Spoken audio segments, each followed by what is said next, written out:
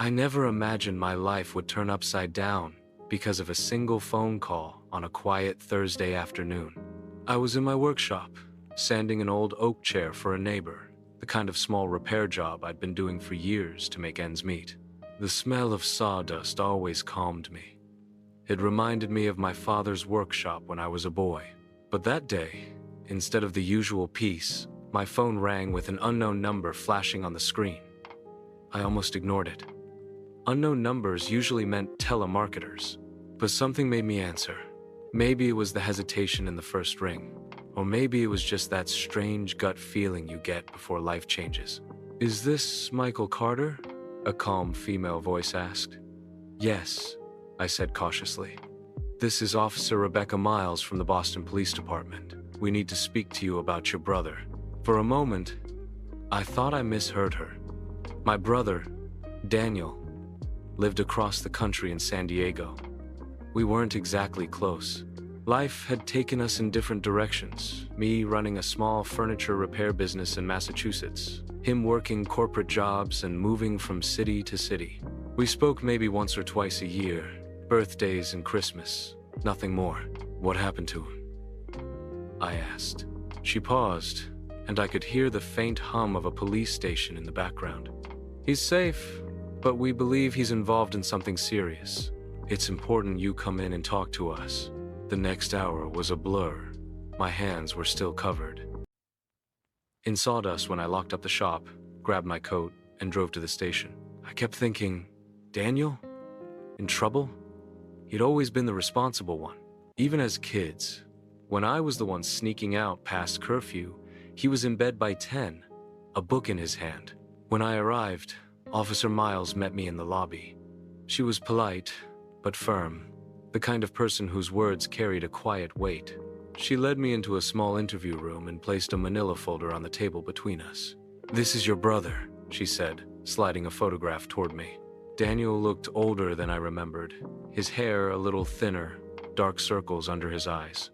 But the real shock was the headline above the picture, in what looked like a printed news article: "Local executive under investigation for fraud and money laundering." This can't be right," I said, pushing the photo back. "We have evidence tying him to a company siphoning millions of dollars from pension funds," she explained. "But that's not the only reason we called you." She reached into the folder again and pulled out a stack of letters. "These were found in his apartment, all addressed to you, but none were sent." I picked one up, the paper trembling in my hands. The first line stopped me cold. "Mike, if you're reading this, something's gone wrong." I read the rest in silence. He wrote about being trapped in something bigger than he could explain, about powerful people who would ruin him and maybe hurt others if he spoke out. And at the bottom, he'd written, "You're the only one I can trust." I left the truth where we used to hide the baseball cards. I hadn't thought about that hiding spot in over 30 years. It was an old tin box buried behind our parents' shed, a secret only we knew. By the time I left the station, my hands were cold, my mind racing. If what Daniel wrote was true, he wasn't just in trouble, he was in danger. And now, so was I. I didn't sleep that night. The next morning, I drove 3 hours to my parents' old house, which had been sitting empty since Mom passed. The shed was still there, weathered and leaning slightly, the door creaking when I pushed it open. I found the spot instantly, the muscle memory from childhood guiding my hands. I dug through the damp earth until my fingers hit metal. The tin box was rusted, but intact. Inside, there was no sign of baseball cards, just a flash drive and a folded piece of paper. The note was short. "If you're reading this, I might be gone. These files are proof. Don't trust anyone in a suit. And whatever you do, don't go to the police." I sat there in the dirt, staring at the flash drive. My brother, the man I thought I barely knew, had just handed me a secret someone was willing to destroy him for. And now it was in my hands. At that moment, I had no idea that keeping it safe would drag me into a world of surveillance, shadowy strangers, and choices that could ruin lives, including my own. I didn't open the flash drive at home.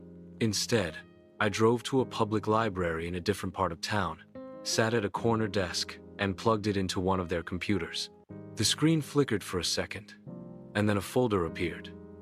Inside were dozens of files, emails, scanned contracts, and bank transfer receipts. Most of the emails were between my brother and people whose names I didn't recognize, but the contracts, those were something else. They showed huge amounts of money being funneled into shell companies, companies that, according to the file notes, didn't actually exist. And every single document mentioned the same corporation at the top, a multinational logistics company I'd heard of before, the kind you see sponsoring sports teams and putting ads on TV. Then I found an audio file. My hands felt cold as I put on the library headphones and pressed play. It was my brother's voice, shaky but determined. If you're hearing this, it means I couldn't finish what I started.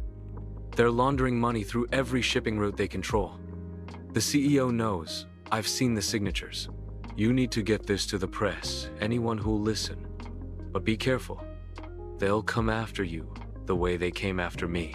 I froze. This wasn't just about corporate fraud, it was dangerous. And my brother hadn't just vanished. Someone had made sure he couldn't speak.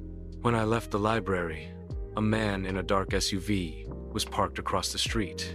He was pretending to check his phone, but I could feel his eyes following me in the reflection of the windows I passed. I didn't go home.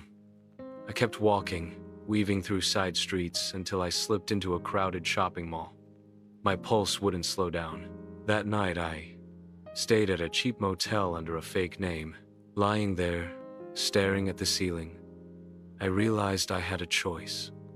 Walk away and pretend I never saw anything, or do what my brother couldn't. The next morning, I texted one of the names in his emails, a reporter. I didn't say who I was, just that I had something that could bring down a CEO. The reply came in less than a minute.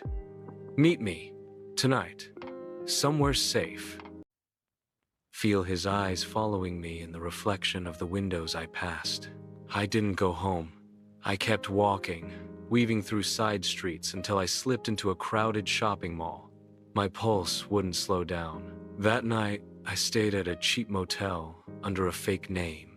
Lying there, staring at the ceiling, I realized I had a choice.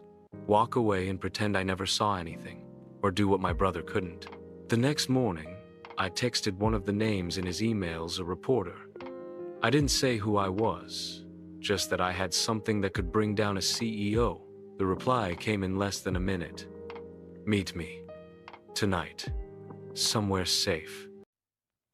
The reporter's name was Alex Turner, a veteran investigative journalist whose work had once exposed a major political scandal. When we finally met, it was in the back booth of a rundown diner on the edge of town. The lights buzzed faintly overhead, and the smell of burnt coffee hung in the air. "You're the one with the files?" he asked, his voice low. I nodded and slid the flash drive across the table. My brother. He tried to expose this. I think they silenced him. Alex plugged it into his laptop and began scrolling through the documents. His face shifted from curiosity to something far more serious. These aren't just irregularities. This is an entire system, false invoices, fake ports of call, offshore accounts, billions moved under the radar. And you're saying the CEO's name is on this? It's in almost every contract, I replied, along with several other executives. He closed the laptop. You need to understand, if we publish this, they won't just come after me. They'll come after you. These people have friends in places you can't imagine. I already knew that. I'm not walking away. My brother didn't risk everything so I could run. Over the next 2 weeks, we worked in secret. Alex reached out to whistleblower networks, financial crime experts, and even a contact in the Department of Justice. The deeper we dug, the more dangerous it got. Twice, I noticed the same black SUV near my motel. Once, someone tried to force my car door while I was stopped at a red